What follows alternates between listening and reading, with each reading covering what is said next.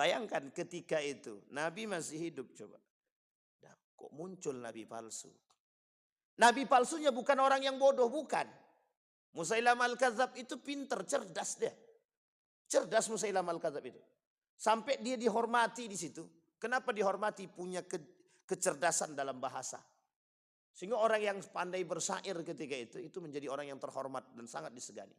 Cuma kepleset lidah dia.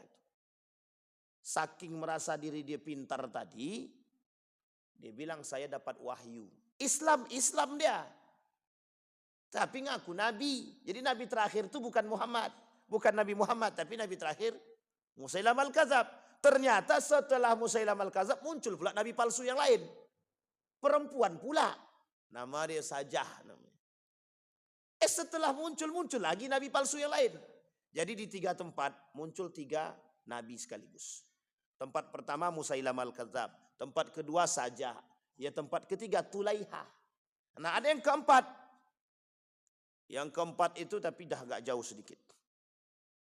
Ada Al-Mukhtar, Al-Ubaid Al-Thaqafi namanya.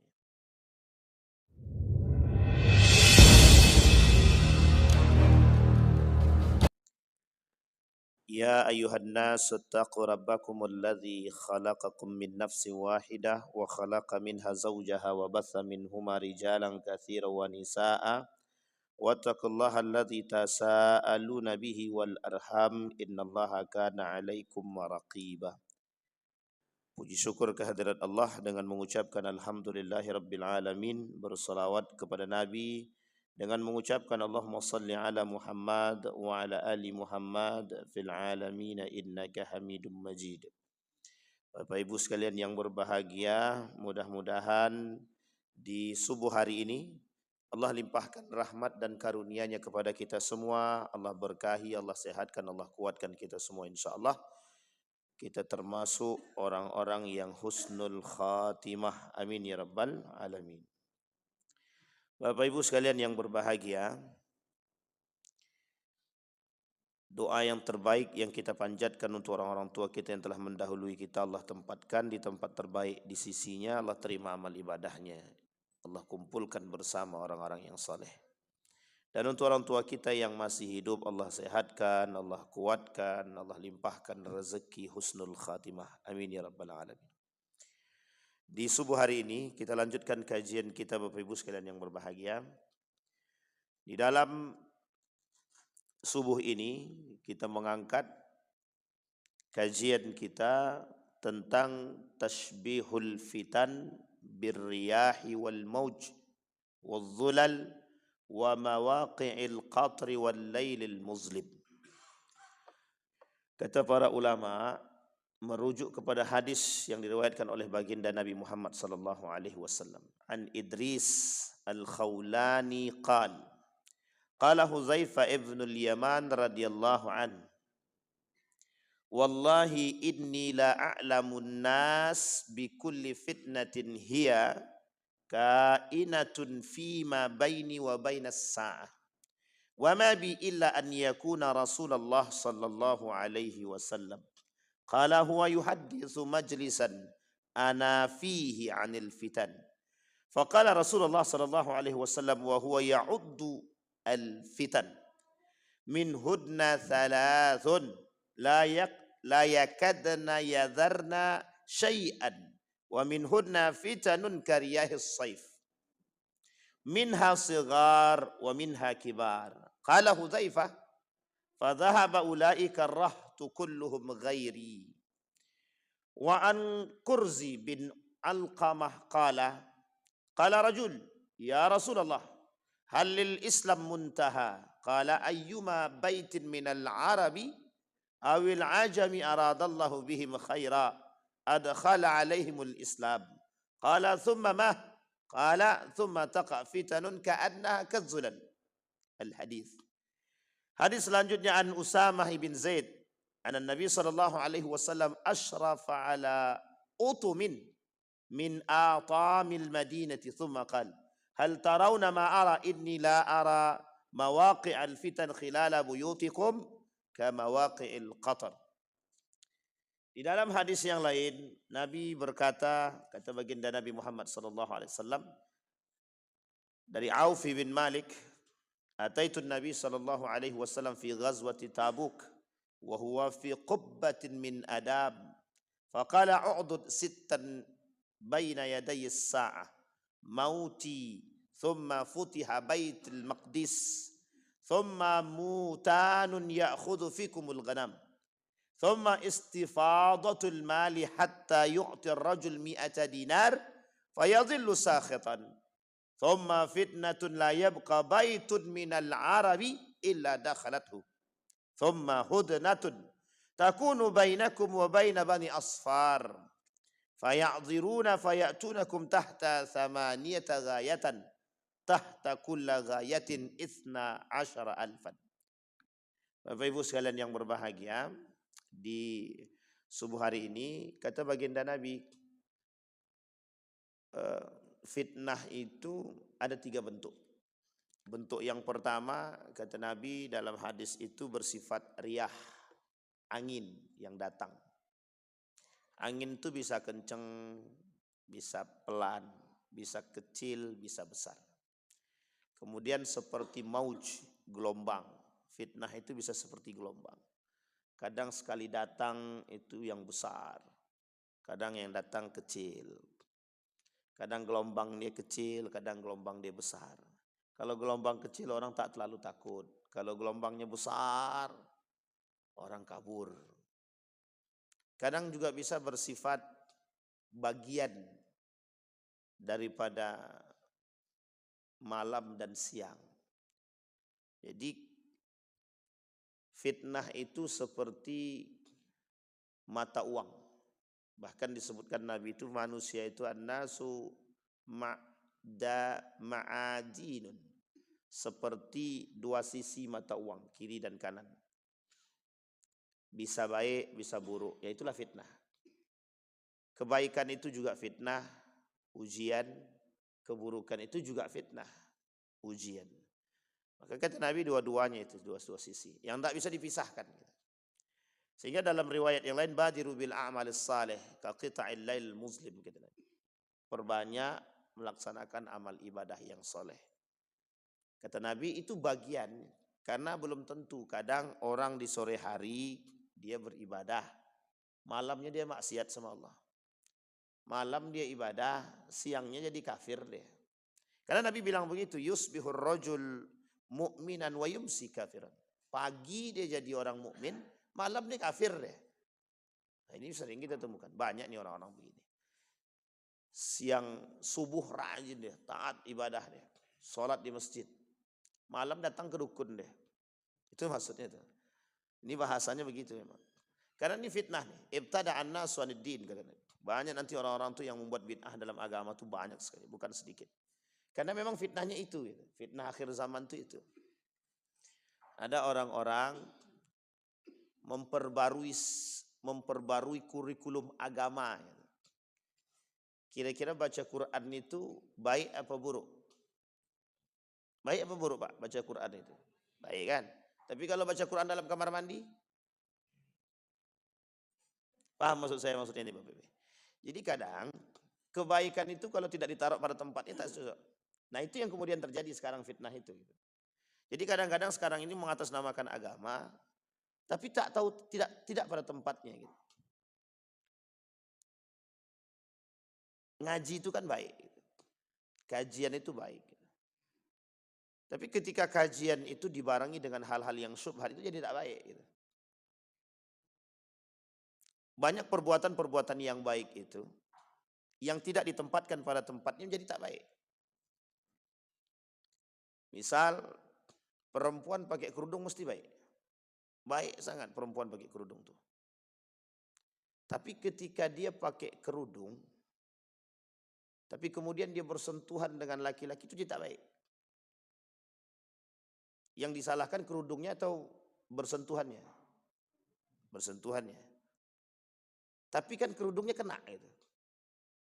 Kok pakai kerudung tapi coel-coel? Paham maksud saya Bapak Ibu? Sholat tapi maksiat. Tapi itu tak terlalu, kata Nabi. Yang parahnya itu ada orang yang sampai derajat perbuatannya itu pada kufur dan kafir. Gitu.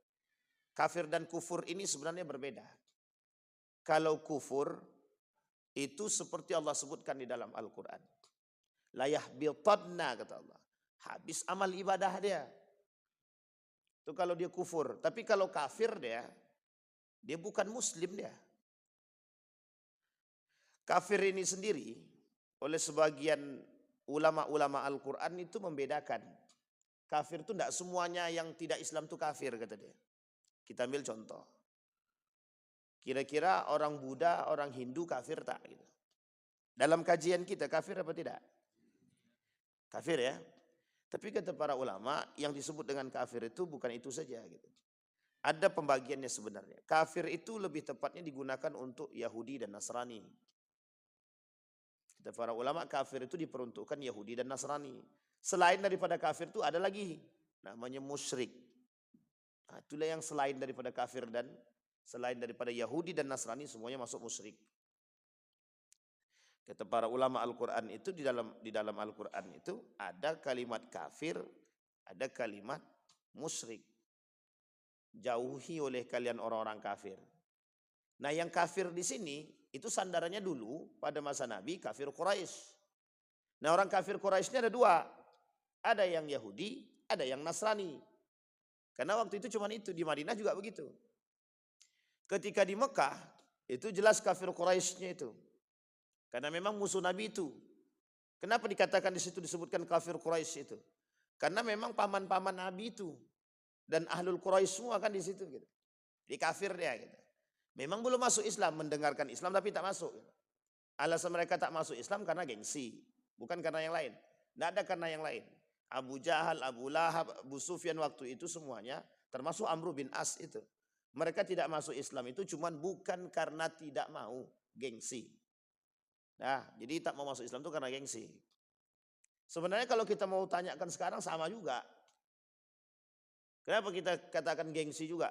Ya karena sebenarnya Islam menunjukkan kebenaran, tapi yang lain tidak kan gitu. Nah, ini masalahnya. Kalau dalam kajian kita begitu. Sehingga posisi Islam itu pada masa itu memang musuhnya tidak jauh. Musuhnya memang orang kafir Quraisy. Kafir Quraisy itu dari kabilahnya baginda Nabi juga kan. Orang Quraisy juga gitu. Sehingga kata Allah yang tidak mau masuk Islam, kafir dia. Kenapa kafir? Dia menutupi kebenarannya. Dia tutupi diri dia dari kebenaran. Kenapa dia tutupi diri dia dari kebenaran? Karena gengsi tadi. Tahu tidak mereka kebenaran itu? Tahu dia. Sekarang saya tanya, ada tidak orang-orang begitu? Tahu dia kebenaran tapi mereka tidak mau terima? Nah, begitu juga. Maka sebenarnya bisa kita bilang kafir Pak Ustadz. Bisa jadi.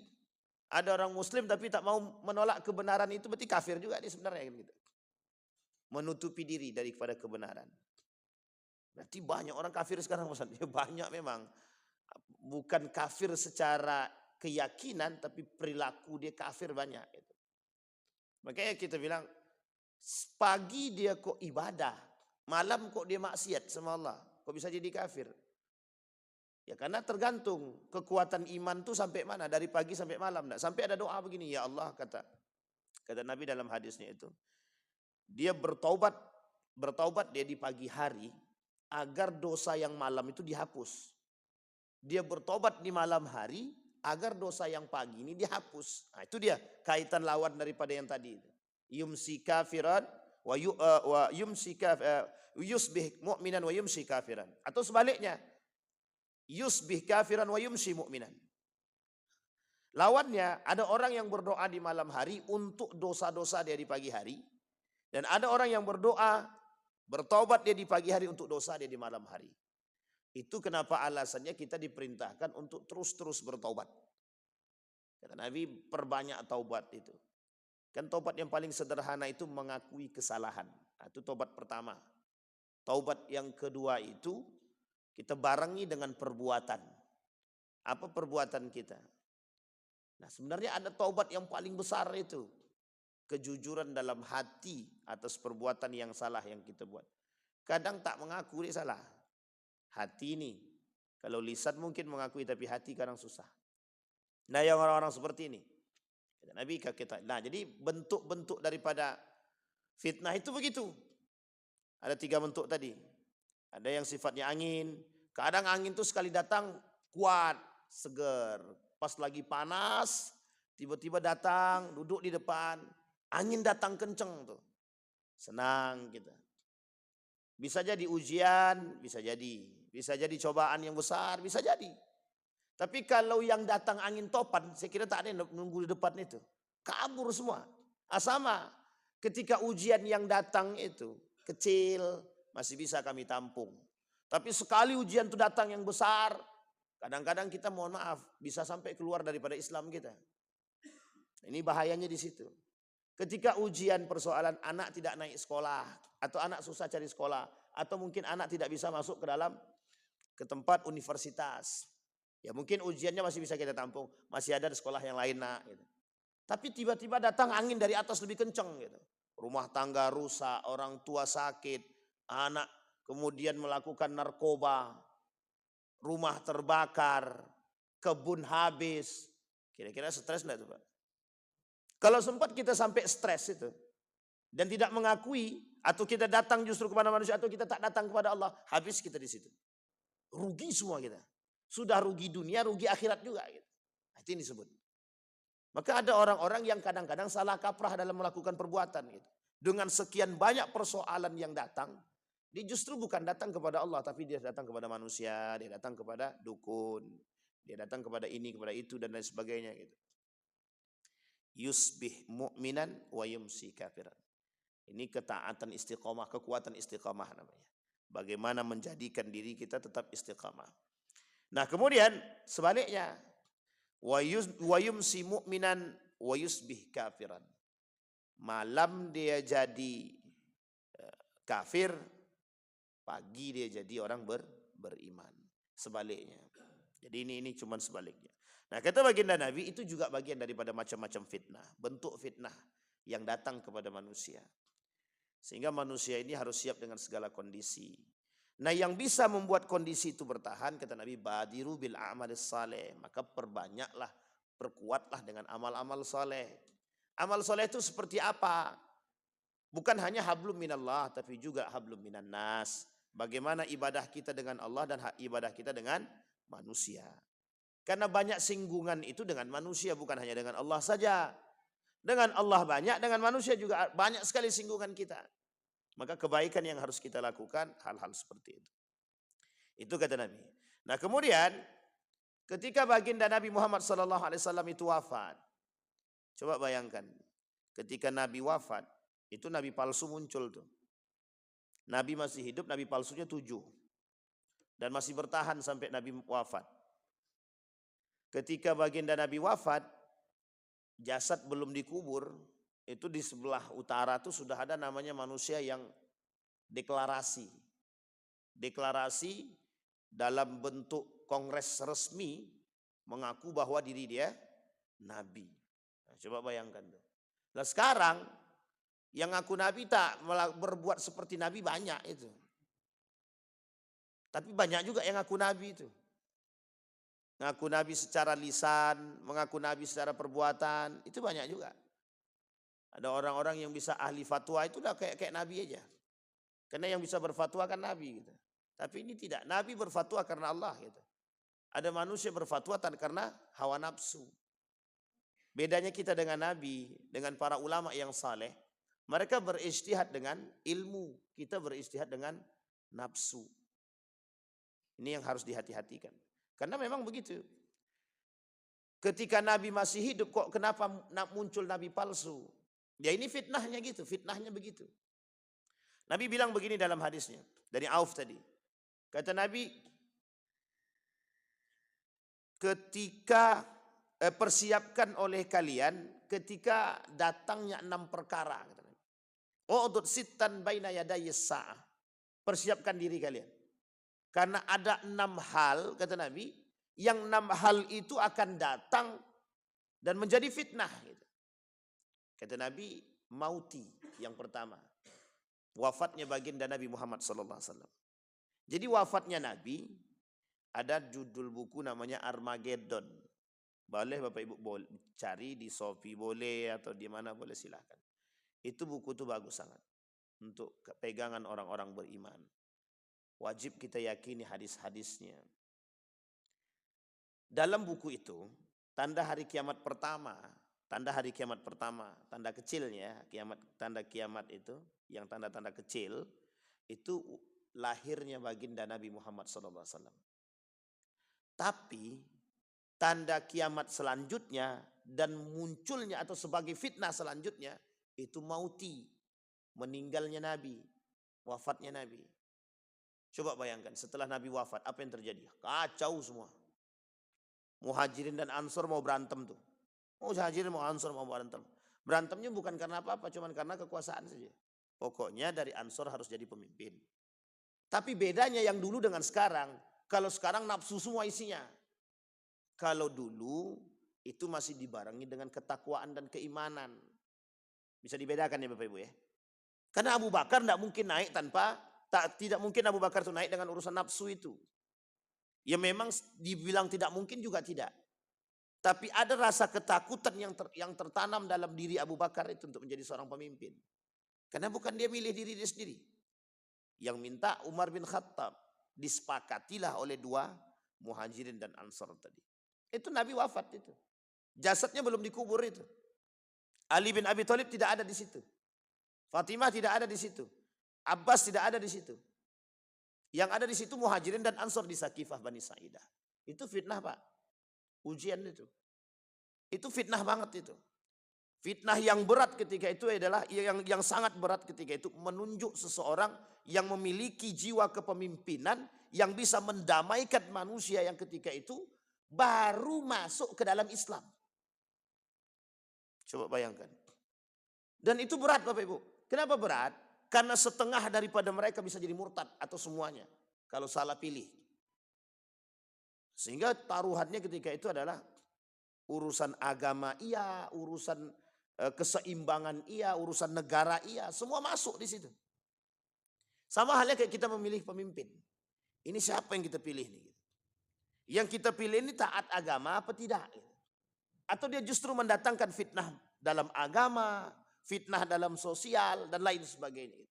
Akhirnya kita semua mencoba menjadi orang yang beristikharah. Muncul kelompok-kelompok bilang, masa milih pemimpin aja harus istikharah. Masa memilih pemimpin aja harus pakai agama-agamaan, istighosah dan segala macam. Justru ketika memilih pemimpin itu banyak yang jual agama itu. Datang jualan agama, pokoknya kita istighosah. Setelah terpilih dia hilang, dia mau istighosah kayak mau apa terserahlah gitu. Coba bayangkan, uniknya ketika sebelum terpilih banyak yang datang istighosah, yasinan, tablik akbar. Tapi setelah selesai terpilih ya konseran. Tahu paham maksud saya? Syukurannya konser. Dalam konser itu datangin biduannya, musiknya gitu kan. Dan ini fitnah juga gitu. Bayangkan ketika itu Nabi masih hidup coba.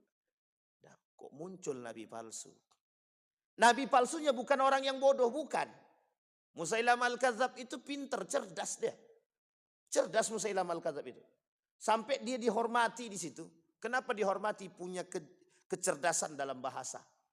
Sehingga orang yang pandai bersyair ketika itu menjadi orang yang terhormat dan sangat disegani. Cuma kepleset lidah dia. Saking merasa diri dia pintar tadi, dia bilang saya dapat wahyu. Islam dia. Tapi ngaku nabi. Jadi nabi terakhir itu bukan Muhammad. Bukan Nabi Muhammad, tapi nabi terakhir Musailamah al-Kadzab. Ternyata setelah Musailamah al-Kadzab muncul pula nabi palsu yang lain. Perempuan pula. Nama dia Sajah namanya. Setelah muncul lagi nabi palsu yang lain. Jadi di 3 tempat muncul 3 nabi sekaligus. Tempat pertama Musailamah al-Kadzab. Tempat kedua Sajah. Ya tempat ketiga Tulaiha. Nah ada yang keempat. Yang keempat itu tapi dah agak jauh sedikit. Ada Al-Mukhtar. Al-Ubaid al-Thaqafi namanya. Al-Mukhtar Al-Ubaid al-Thaqafi. Itu juga nabi palsu. Kalau Mirza Ghulam Ahmad mesti Bapak Ibu tahu kan. Nah, ini pernah yang tua-tua mesti sudah hidup sezaman itu gitu. Mirza Ghulam Ahmad. Tapi ini jauh daripada baginda. Ada namanya Al-Aswad. Banyak pokoknya Bapak Ibu nabi palsu itu. Dan itu nabi masih hidup. Nah sekarang pertanyaannya. Apa korelasinya nabi palsu ini dengan wafatnya nabi? Maksud nabi, wafat aku banyak orang-orang yang ibtada'a bid-din. Akan banyak orang yang membuat agama itu dibid'ah-bid'ahkannya gitu. Paham sampai sini ya Bapak Ibu? Jadi bid'ah-bid'ah agama itu muncul semua. Yang tak pernah Nabi buat itu semuanya muncul semua. Yang tidak diridhoi oleh para sahabat muncul semua. Kita ambil contoh. Pada masa Nabi Nuh alaihissalam, itu ketika wafatnya Nabi Adam, Idris, itu muncul 5 orang tidak nabi tapi dianggap soleh. Karena mewariskan agama yang dibawa oleh Nabi Adam alaihissalam.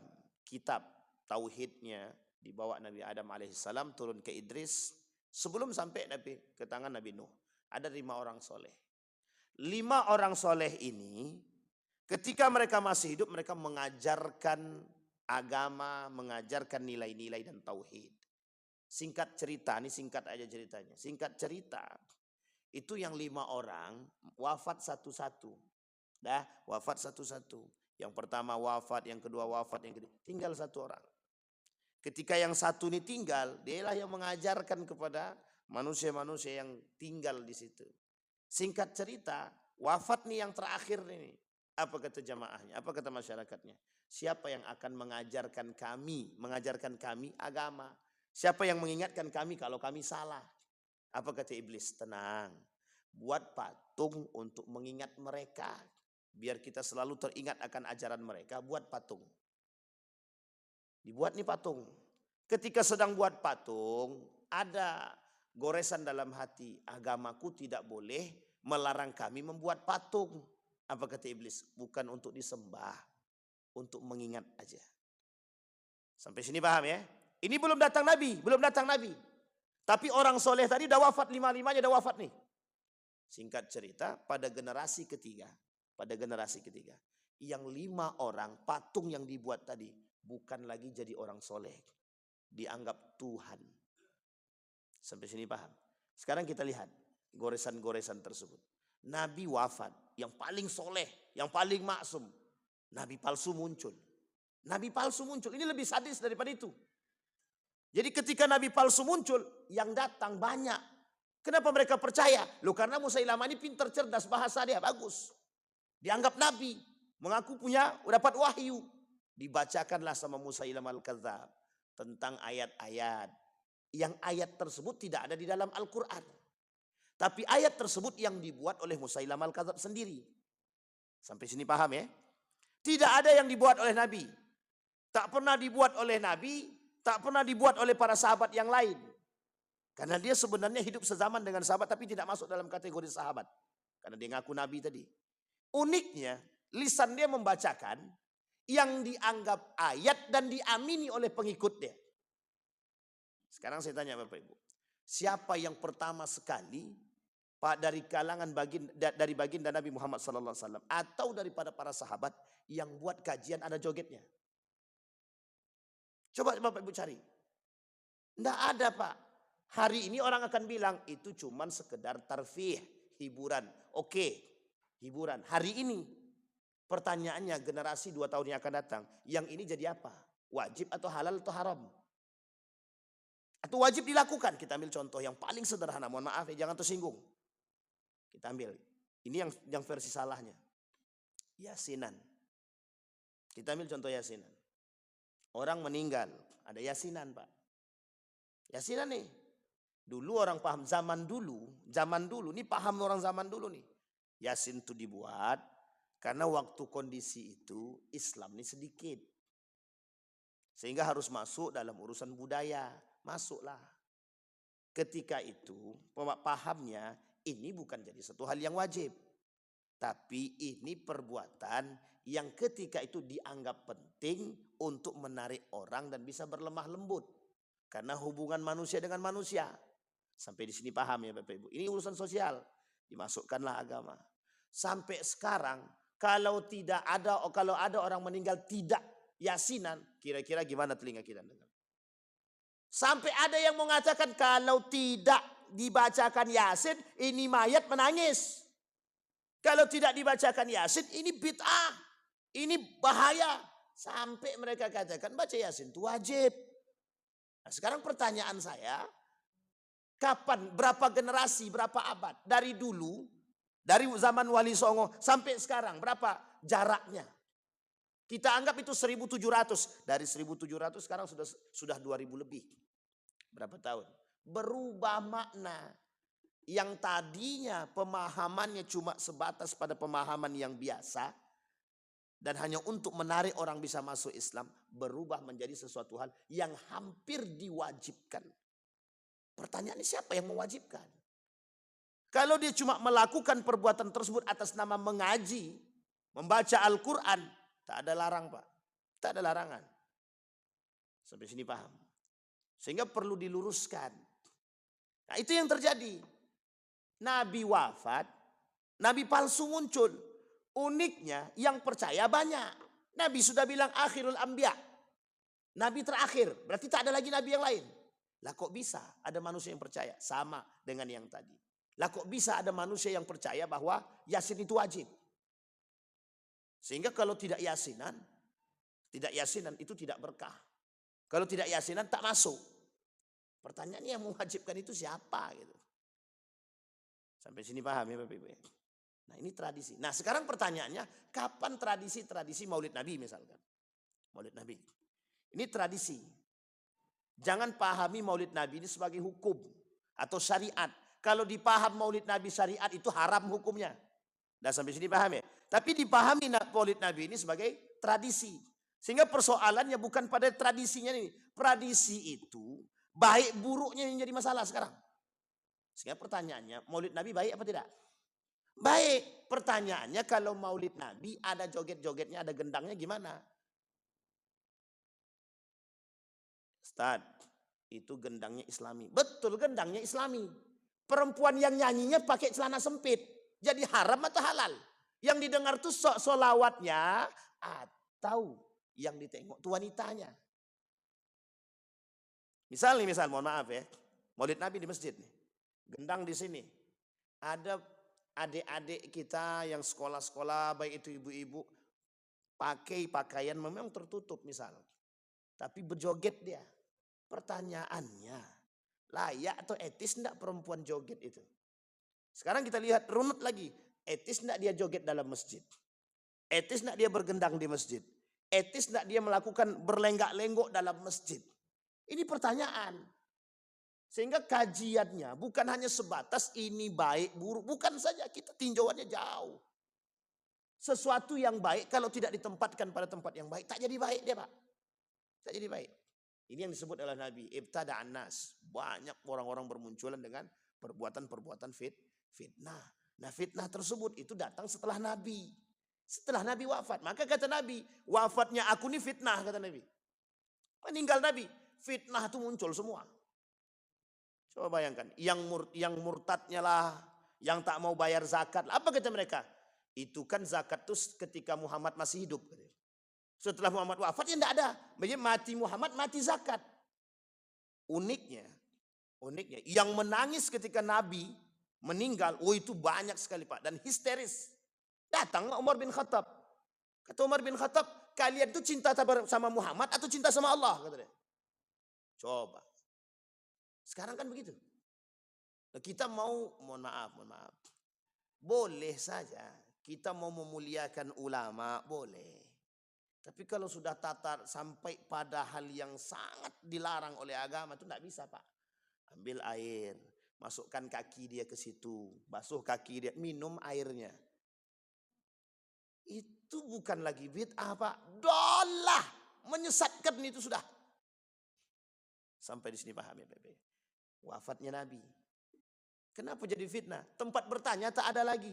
Masih mending sahabat masih hidup. Sampai Umar bin Khattab berani bilang begitu. Kalian cinta kepada Allah, kalian beriman kepada Allah atau kepada Muhammad? Kalau kepada Muhammad habis, wafat, meninggal. Dan tidak akan Pak. Tak akan ada lagi. Jadi kalau Nabi Muhammad, maka sama. Ketika kita pahamnya zakat itu adalah Muhammad, bawaan Muhammad, maka meninggal Muhammad, meninggallah, habislah zakat. Tapi ternyata bukan. Zakat itu syariat yang Allah turunkan. Allah yang turunkan. Iman kita kepada Allah bukan kepada Nabi Muhammad. Maka persoalannya, kata Nabi, 1400 tahun yang lalu, mauti, fitnahnya itu meninggalnya baginda Nabi Muhammad sallallahu alaihi wasallam. Dan berat bagi para sahabat. Sekarang kita lihat, kita ambil satu contoh. Sahabat itu kita ambil saja, sahabat itu ratusan Pak.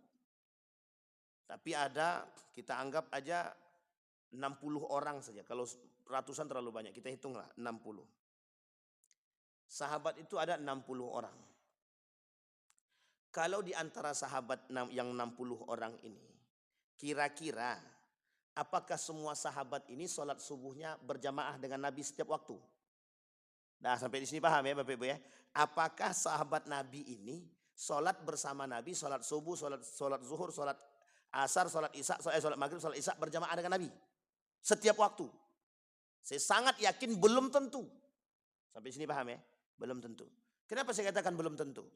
Karena ada sahabat yang berdagang, ada sahabat yang keluar kota, ada yang sahabat berdagangnya keluar, ada yang sahabat mungkin dia gak jauh jaraknya daripada baginda Nabi Muhammad SAW.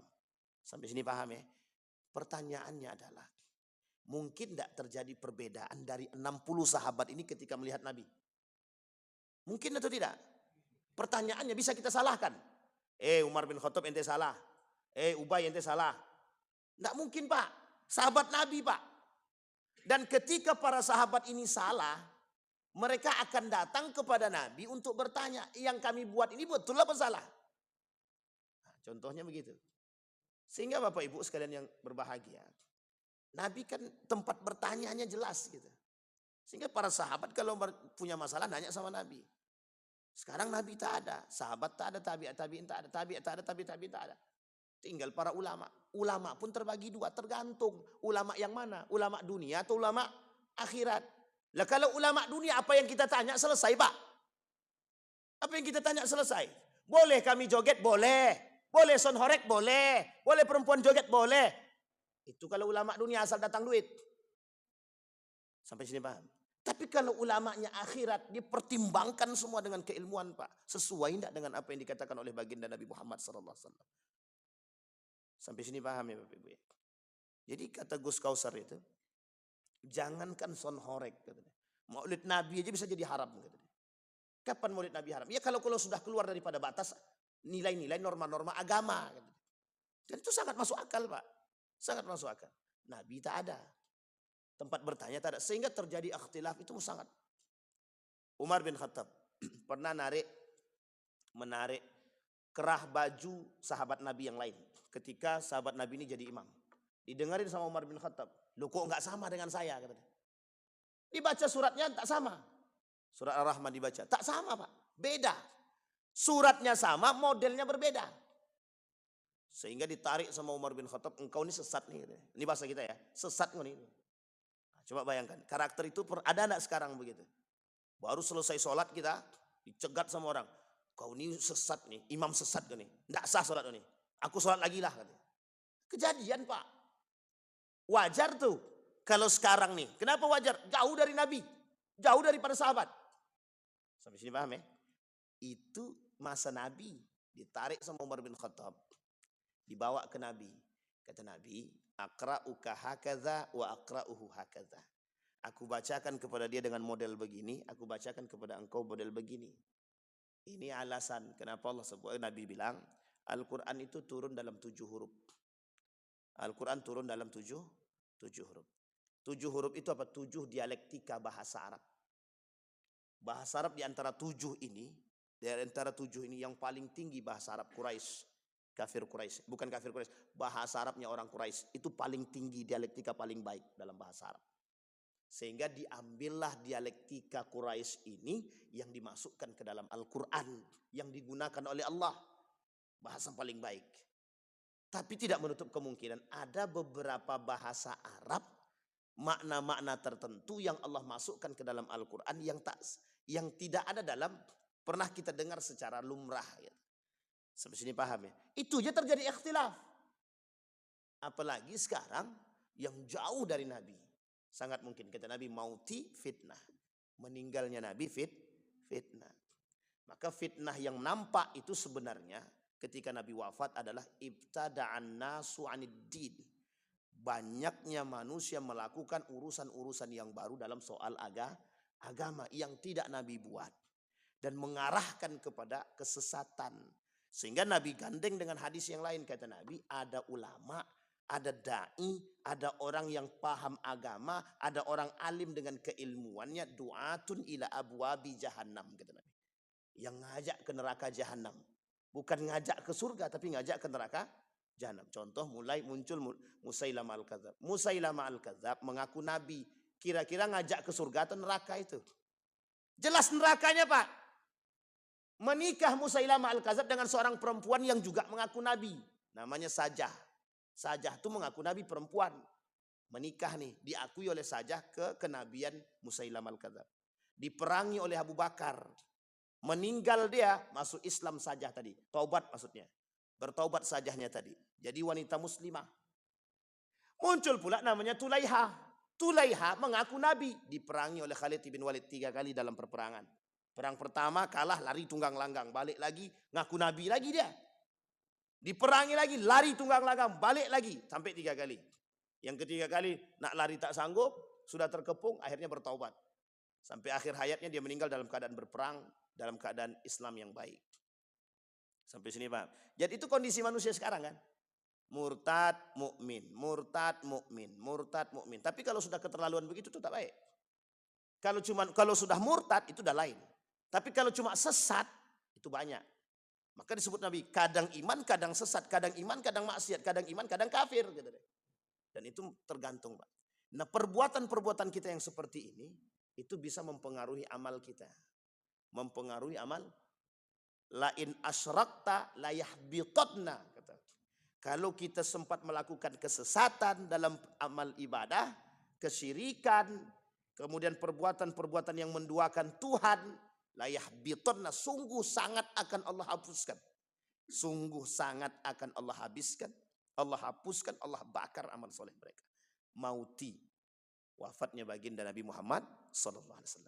Jadi fitnah. Yang kedua, thumma futiha baitul maqdis. Kata Nabi yang kedua, dari 6 tadi, sittan baina yaday sa'ah tadi. Kata Nabi karakter tanda hari kiamat itu ada 6. Sebenarnya banyak, tapi Nabi sebutkan yang 6 ini perhatikan betul, kata Nabi. Yang kedua itu, Baitul Maqdis itu akan sejahtera Palestina. Rakyat Palestina sejahtera. Ini sudah terjadi penaklukan pada masa Nabi Muhammad SAW, Umar bin Khattab, Salahuddin Al-Ayyubi. Tinggal yang terakhir sekarang nih. Kata para ulama, sebagian besar ulama bilang ini yang terakhir nih. Ini kalau sejahtera Palestina nih, katanya. Kalau merdeka Palestina dan sejahtera Palestina, kata para ulama, sangat ada kemungkinan tanda hari kiamat yang dikatakan oleh Nabi itu terjadi.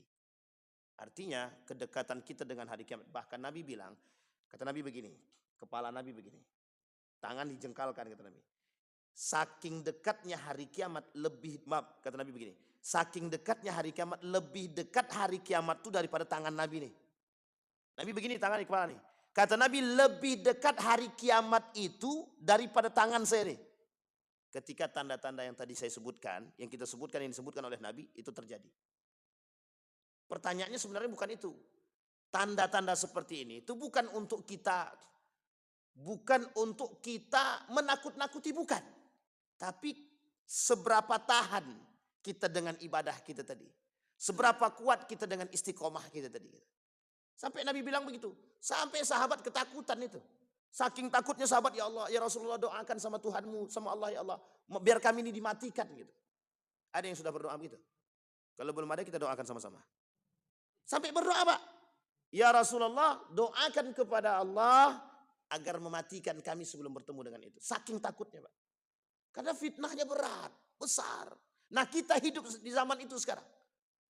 Pertanyaannya, kita yang hidup di zaman itu bagaimana kekuatan keimanan kita? Itu yang betul dipertaruhkan. Sampai sahabat bilang, mempertaruhkan keimanan di hari-hari akhir zaman itu seperti sedang memegang bara api, kata Nabi. Saking susahnya, Pak.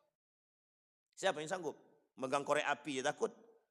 Nah, ini korek api, hidup api yang kita pegang itu pun tetap berani kita.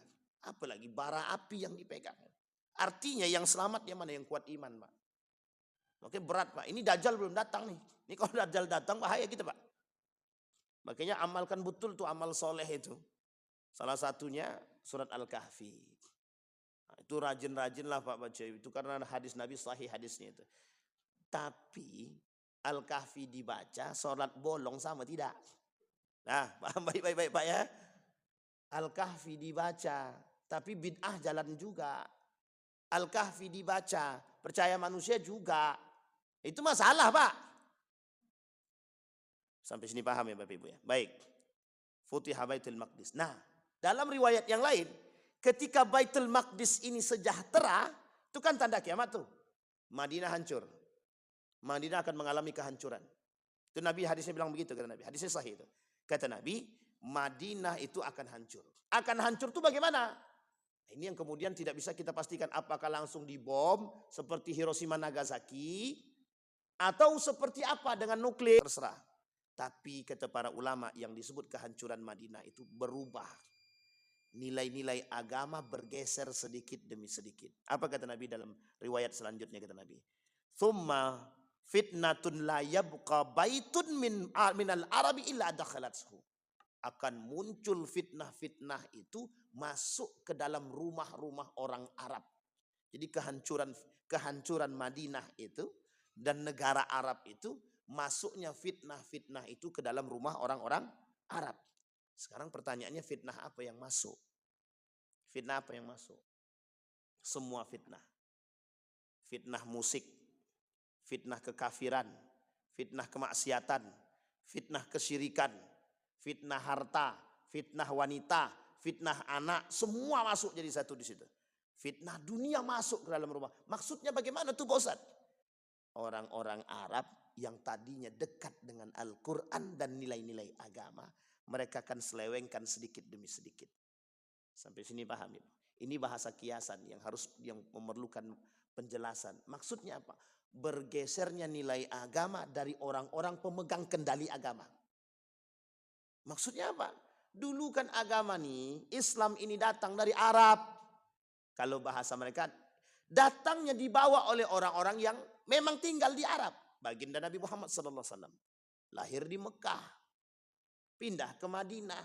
Mekah Madinah sentral untuk Islam. Pada saat itu kenapa? Karena Nabi hidup di situ. Sekarang rumah-rumah orang-orang yang pernah mendengarkan Islam itu dan berpegang teguh dengan nilai Al-Quran itu nanti tak lagi begitu. Dengan musik lebih banyak persentase musik kepada Al-Quran daripada Al-Quran. 60-nya musik, 40-nya Al-Quran. Semakin akhir nanti 70-nya musik, 30-nya Al-Quran. Nanti naik lagi 80-nya musik, 20-nya Al-Quran. Itu terjadi di Andalusia, Spanyol. Di Spanyol terjadi. Makanya di Eropa itu sekarang sangat berkembang yang namanya musik itu karena ada pembawanya. Dan yang bawanya juga muslim. Nah, itu nanti kapan waktu dikaji sejarahnya Andalusia. Banyak itu penyebabnya Pak. Nah sekarang begitu. Ketika Sonhorek saja, Sonhorek itu diharamkan, yang protes siapa? Muslim juga. Apa kata mereka? Main halal haram aja kata dia. Sampai sini paham ya Bapak Ibu ya. Ini sebenarnya sederhana sebenarnya. Ini kalau yang berbicara ini selesai itu. Tapi untung kita punya ulama-ulama yang baik, ulama-ulama yang benar. Didatangin tuh pakarnya Pak. Didatangin yang ahlinya tuh. Sonhorek tuh hidup di sono, kaca ini bisa pecah nih Pak. Saking berbahayanya gitu. Sehingga banyak yang tersinggung, banyak yang sakit, banyak yang ini menyebabkan kekacauan segala macam. Diharamkan oleh para ulama. Diharamin tuh para ulama. Pertanyaannya, yang diharamkannya sonhoreknya atau musiknya gitu. Harusnya dua-duanya. Bukan hanya sekedar sonhoreknya saja. Sampai sini paham ya Pak? Karena sonhoreknya kalau dihidupkan doang, tanpa musik itu juga nggak enak itu. Nggak mau orang nikmati Pak. Sampai sini paham Pak? Jadi ini fitnah Pak. Fitnahnya di situ. Fitnah hartanya. Banyak kata Nabi fitnahnya itu. Banyak sekali. Nah termasuk fitnah perempuan. Termasuk fitnah perempuan. Tenang ibu-ibu. Pagi ini kita tak bahas perempuan. Tenang aja. Cuman sampai aja di situ. Karena kalau kita bahas sakit hati pula ibu-ibu nanti. Karena betul Bu. Nabi bilang fitnah perempuan ini bahaya betul. Kata Nabi paling berbahaya fitnah itu wa'adhar wa'azab. a'zamul fitnati wa adharru fitnat. Fitnah yang berbahaya, fitnah yang paling besar kata Nabi. Fitnatun nisa. Fitnahnya perempuan. Maka sampai Nabi bilang gini, wattaqun nara wattaqun nisa. Takutlah kalian kepada api neraka dan takut kepada fitnahnya perempuan. Bukan takut perempuan ya. Kalau takut perempuan bahaya nih. Tapi takutlah akan fitnah perempuan. Tapi dimaknai sama Pak, hampir sama dimaknai. Kalau sekarang ini, wattaqun nisa, takutlah kalian sama wanita. Betul Pak, banyak suami-suami takut sama perempuan sekarang. Saking takut, banyak laki-laki takut sama perempuan. Yang dimaksud hadis itu takutlah dengan fitnah perempuan. Sekarang Bapak Ibu tengok tuh di media sosial, perempuan mana yang tidak menjual harga diri dia? Perempuan mana yang hari ini tidak menjual harga diri? Hampir Pak, isi di media sosial itu perempuan telanjang. Telanjang di sini jangan salah paham Bapak-bapak. Bukan tak pakai baju, pakai baju. Cuman ingin menampakkan, saya bilang kok tanggung betul, buka aja semua selesai. Tapi kan bukan itu yang mereka mau. Tahu Bapak Ibu maksudnya apa? Demi duit, juallah harga diri. Apa bedanya dengan Miss Universe? Sama. Juallah kemolekan tubuh, dapat duit. Menang bangga. Apa bangganya? Dianggap cerdas. Yang ada jahiliyah betul tuh Pak. Jadi kalau anggap dia cerdas, ada orang yang mengatakan Miss Universe itu cerdas-cerdas, itu mohon maaf, sudah keblinger tuh Pak. Sampai sini paham ya Bapak Ibu ya. Nah, ini fitnahnya Bapak Ibu. Mauti futiha Baitul Maqdis, kata Nabi, Baitul Maqdis itu kelak akan sejahtera. Nah, gaya-gaya itu, karakter-karakter itu, tanda-tanda itu sudah mulai nampak. Akan sejahteranya Baitul Maqdis. Kita lihat perperangannya sekarang. Sekarang Israel menyerangnya tidak hanya Gaza, tapi juga Iran. Sekarang mulai Suriah. Dempetin itu satu-satu. Karena memang tujuannya kan penguasaan dunia, gitu, termasuk Mesir. Karena negara Yahudi itu dalam lambang bendera itu tidak boleh Bapak Ibu tutup mata. Kita harus tengok juga maknanya itu. Karena di bendera itu jelas.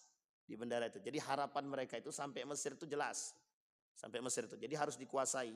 Dua sungai yang besar itu harus mereka kuasai. Nah, semenanjung sungai itulah negara-negara yang terikat, termasuk Syam dan akhirnya di Mesir itu harus mereka kuasai. Dan terbangun yang disebut dengan Yahudi State, negara Yahudi. Nah, sampai di situ dan mereka sudah menguasai itu yang mereka inginkan sekarang. Suriah geserin dulu. Libanon habisin dulu. Pokoknya semua dihabisin. Yordania giliran tunggu. Dia ngantri nih, antri perperangan maksudnya. Antri perang nih Pak. Pertanyaannya, di mana orang-orang Sunni kan gitu. Sehingga pertanyaan sekarang muncul itu, Syiah berperang dengan Israel, berani dia. Sekarang orang Sunni mana? Orang Sunni nggak bisa ngapa-ngapain. Nah, kita terlepas daripada persoalan Sunni Syiah ketika itu. Persoalan kita sekarang bagaimana pernyataan Nabi ini terbukti atau tidak. Dan pernyataan Nabi ini pasti terbukti Pak, pasti. Sejahteranya Palestina ini pasti. Persoalannya kapan, ini yang sedang ditunggu. Dan ketakutan orang bukan pada kemenangan Palestinanya Pak. Ketakutan orang beriman bukan persoalan Palestina menangnya. Ketakutan orang beriman kalau Palestina menang berarti tanda kiamatnya jelas. Sampai sini paham Bapak Ibu? Nah, ini yang menjadi persoalan. Pertanyaannya sudah sekuat mana imanmu gitu. Nah, ketika nanti Palestina ini sejahtera oleh panji-panji hitam, ada yang bilang, kemudian banyak nih pejuang-pejuang mulai dikorek-korek semua Pak. Nah, jadi makanya kita berbicara persoalan hal-hal tersebut itu persoalan yang sangat-sangat mendalam Pak. Kata Nabi, hidup Nabi buat tuh semangat jihadnya jelas. Karena perang waktu itu kan, penaklukan kota Mekah, Nabi pindah, ada perang Badar, perang Uhud dan lain sebagainya, perperangan. Itu jihad semua Pak. Sekarang jihad tuh hilang. Kita cuma menonton begini aja. Jihad tuh hilang. Dan itu salah satu tanda kiamat juga. Salah satu fitnahnya juga begitu. Hilangnya semangat jihad dalam tubuh orang beriman. Tapi nanti muncul. Nanti kembali lagi Pak. Nanti kembali lagi. Ada masanya. Maka kita tunggu. Nah, sekarang pertanyaannya dalam masa penantian itu sekuat apa? Kita bersama orang yang solehkah atau bersama kelompok yang mayoritas? Kelak Islam menjadi minoritas. Minoritas di sini bukan muslimnya, tapi mukminnya yang betul-betul menjaga imannya. Kalau muslimnya banyak Pak, tapi minoritasnya yang mukminnya, yang berani bertahan dengan keimanannya. Karena banyak muslim yang terpedaya dengan ini. Kapan waktu kita bahas itu Pak, loyalitas itu. Namanya al-wala wal bara. Sekarang udah muncul tuh pemahaman tentang itu sekarang, diangkat lagi. Al-wala wal bara, loyalitas kita kepada siapa? Kafir kah? Muslim kah? Mukmin kah? Atau munafik kah? Nah, ini poin penting yang ingin kita angkat. Kemudian yang ketiga, yang terakhir. Kata Nabi, dia ada 6, tapi kita anggap yang terakhir saja. Tsumma mutanun ya'khudhu fikumul ghanam. Ada wabah yang kelak wabah itu kata Nabi akan memakan binatang-binatang ternak kalian. Sebenarnya wabah ini sudah sering terjadi. Hampir setiap 100 tahun itu biasanya ada muncul wabah dalam prediksi ya. Tapi mudah-mudahan salah gitu. Ada dulu taun. Pada masa sahabat ada namanya penyakit yang disebut dengan taun. Ada kemudian dulu ada flu burung, ada penyakit sebelumnya yang hanya disembuhkan pada masa Nabi. Ada Abdurrahman ibn Auf yang negara tetangga mengalami wabah yang sangat mematikan, obatnya cuma kurma busuk. Kemudian ada taun, kata Nabi, kalau kalian terserang penyakit ini jangan keluar daripada tempat tersebut dan jangan mendekat bagi mereka yang di luar, jangan mendekat. Dan ini semua ciri-cirinya sudah disampaikan dan itu mematikan. Flu burung, orang takut dulu flu burung sampai binatang-binatang aja mati gitu. Nah, datang tuh 2000 kemarin itu 2020, datang juga wabah itu. Wallahu alam itu buatan atau bagaimana kita tidak tahu, tapi yang jelas dianggap sebagai satu hal yang sangat menakutkan di dunia ini. Namanya COVID-19. Tidak tahu apakah ada COVID-20, 30, kita nggak tahu. Tapi yang jelas COVID-19 kita anggap sudah berlalu. Kita anggap setelah berlalu. Tapi mungkin agenda-agenda yang lain daripada pemusnahan manusia itu menggunakan dengan cara-cara yang lain. Entah itu vaksin apalagi kita nggak tahu. Artinya wabah itu kata Nabi itu akan datang. Akan datang wabah-wabah yang mematikan. Bahkan bukan manusia saja yang dimaksud oleh Nabi mematikan itu. Termasuklah binatang-binatang ternak kalian, kata baginda Nabi. Nah, yang seperti ini kita harus menjaga diri kita. Kelak daripada perbuatan-perbuatan seperti ini banyak orang akan keluar daripada agama mereka hanya karena ketakutan urusan dunia. Banyak orang akan keluar dari agama mereka hanya karena persoalan dunia. Kita ambil contoh COVID. Berapa banyak yang bertahan dengan keimanan atau justru keluar daripada keyakinan. Sampai sini paham ya? Pada masa COVID itu nampak betul mana yang kokoh dengan keimanan, mana yang goyang. Mana yang betul-betul yakin dengan Allah dan mana yang tidak. Itu nampak Pak. Sampai sholatnya ujung 1 meter semua kan. 1 meter sholatnya 1 meter semua sholatnya kan. Ini persoalan Pak. Nah, pertanyaannya di pasar mapet semua Pak. Di masjid jarang-jarang, di pasar rapat semua. Nah, coba bayangkan. Di mall makin ramai rupanya gitu. Jadi mall buka masjid tutup. Kadang-kadang nggak nyambung kita Pak. Sampai di sini mana yang menguntungkan berarti buka. Mana yang merugikan tutup. Na'udzubillahi tsumma na'udzubillah. Kita berdoa kepada Allah semoga apa yang kita sampaikan di subuh hari ini menambah keimanan kita dan menambah ketaatan kita dalam menjaga diri kita dan keluarga kita agar selamat dari bahaya, agar selamat daripada fitnah. A'udzubillahi minasyaitonirrajim. Bismillahirrahmanirrahim. Alhamdulillahirabbil alamin. حمد الشاكرين حمد الناعمين حمدا يوافي نعمه ويكافئ مزيده يا ربنا لك الحمد كما ينبغي لجلال وجهك الكريم وعظيم سلطانك اللهم صل على محمد وعلى آل محمد اللهم أعنا على ذكرك وشكرك وحسن عبادتك اللهم اختمنا بالصالحين ربنا هب لنا من أزواجنا وذريتنا قرة أعين واجعلنا للمتقين إماما اللهم اجعلنا من السعداء المقبولين ولا تجعلنا من الأشقياء المردودين اللهم اختمنا بالصالحين اللهم اختمنا بالصالحين ربنا آتنا في الدنيا حسنة وفي الآخرة حسنة وقنا عذاب النار والحمد لله رب العالمين السلام عليكم ورحمة الله وبركاته.